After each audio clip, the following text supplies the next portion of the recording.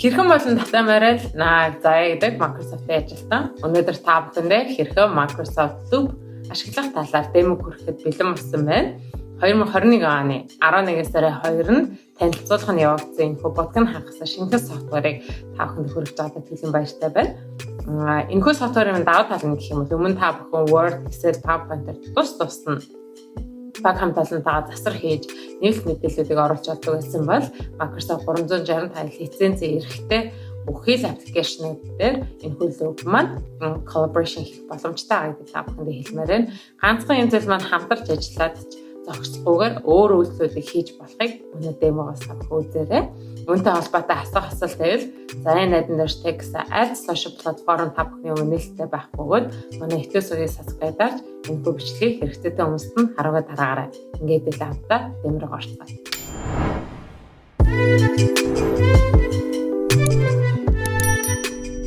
Microsoft Loops дотроо 3 өөр төрөл бөгөөд 3 өөр төрөл нь гэдэг салаа зүйлүүд гэсэн үг биш гэдгийг та бүхэндээ сануулмаар байна. Хэрвээ та бүхэн Canvas ашиглаж байсан ба Canvas дээр бүх зүйлүүдийг хүмүүс нэг дор оруулдаг тий. Тэгэхээр Loop маань workspace гэдэг зүйлтэй бөгөөд энэ дээр та бүхэн дэлгэцэн дээр харж байгаачлаа өөртөө багийн хэмжээний үүсгээд багийнхаа бас файлуудыг хэмжээнд гаргаад баг хамгаалалтайгаа тухайн хин ямар үүрэгтэй гэдэг тусднаас оруулах энэхүү хэсгийг болохоор workspace гэж нэрлэж байгаа. Хоёр дахь хэсэг буюу Loop pages маркетингийн багт зориулагдаа зөвхөн дизайны багуудад зориулаад хамтдаа багууд маань ажиллаа хийх боломжийг олгоно. Та дэлгэцэн дээр яваад харж байна. 3-аас дээш хүмүүс хамтдаа ажиллаа хийгээд тухайн яг ямар төлөвлөгөөтэй юуг яаж хийх вэ гэдгийг ирээнбэр нь оруулж байна.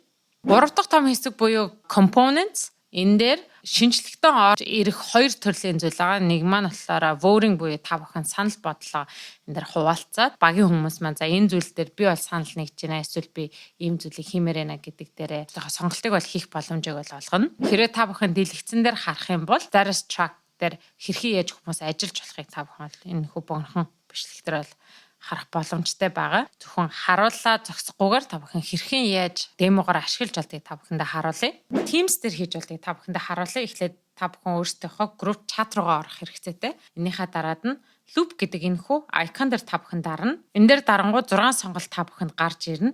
Энэ нундаасаа өнөөдөр бид нар task list гэдгийг эхлээд сонгоод энэ нэрээ нэршлээ мэдээжэрийг та бүхэн өгөх хэрэгцээтэй байгаа. Task гэдгийнхаа нэр дээрээ юу хийж байгаа гэдгийг та бүхэн эхлээд нэршлээ өгөх хэрэгцээтэй. Хоёр дахь дээр нь хин дээр өгж байгаа гэдгийг та add гэж дараа та бүхэн өгч болно. Нэрээ сонгосныхаа дараад нь хизээ энэ зүйл хэрэгцээтэй вэ гэдгийг та бүхэн өгч болно. Нэмэлтээр та бүхэн оруулах боломжтой байгаа. Энэ дэр нэмээд мөн доор нь хажууд тишээ болсон зураас хэдүүлээ дараад энэ дэр илүү нэмэлттэй юмнуудыг та бүхэн өгөх боломжтой. Энэ дэр хэдүүлээ comment гэдэг дээр оронгууд энэ хин юу бичсэн бэ гэдэг нэрийг эхлээ гаргана. Таны loop явахад бэлэн болсон гэсэн үг байгаа Teams дээр. Тэгээд энэхүү явуулах хэсгээр та бүхэн дарна. Copy link гэд энийгээ дараад өөртөө өгсөн платформ дээр энийг хуваалцах боломжийг бол та бүхэнд олгож идэг байгаа. Аалог дээр өөртөө шинээр явуулах гэж байгаа email руугаа ороод энэ зүйлээ Ctrl V гэж дарангууд яг нөгөө зүйл маань тэр чигтээ Outlook дээр гараад ирнэ. Та бүхэн дэлгэцэн дээр би өөрийнхөө team болон Outlook гаргаж ирсэн байна. Энэ дээр манай багийн 2 хүн яг энэ дээр лайв байгаа гэдэг та бүхэн чи улаанаар харж байна. Багийн маань Cameron гэдэг хүмүүс бол хариулж байна. Энд нь би эргүүлээд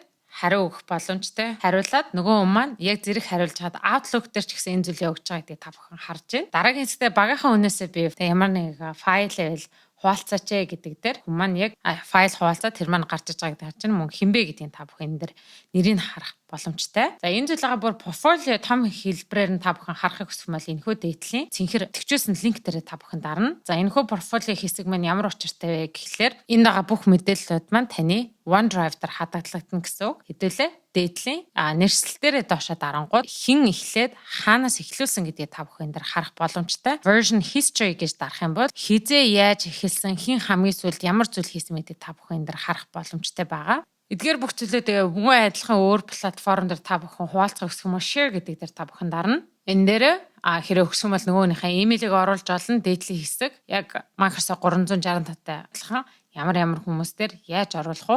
Мөн энэ дээр засах эрхийг өгөхгүй юу гэдгийг та бүхэн энэ дээр allow error-ing гэдэг итгэжсэнээр бол тэдгэр хүмүүс маань засах боломжтойгоор өнөөдөр та бүхэндээ хэрхэн Microsoft Loop-ыг ашиглах талаар демог та бүхэнд хүргэлээ. Үнтэй холбоотой асуулт байвал заяа найдан дээр text аль social platform-оор та бүхэн бид нартай холбогдож болох бөгөөд манай YouTube сувгийг subscribe-аач, хэрэгцээтэй хүмүүст нь энэ мэдээллийг харангуй тараагаарай.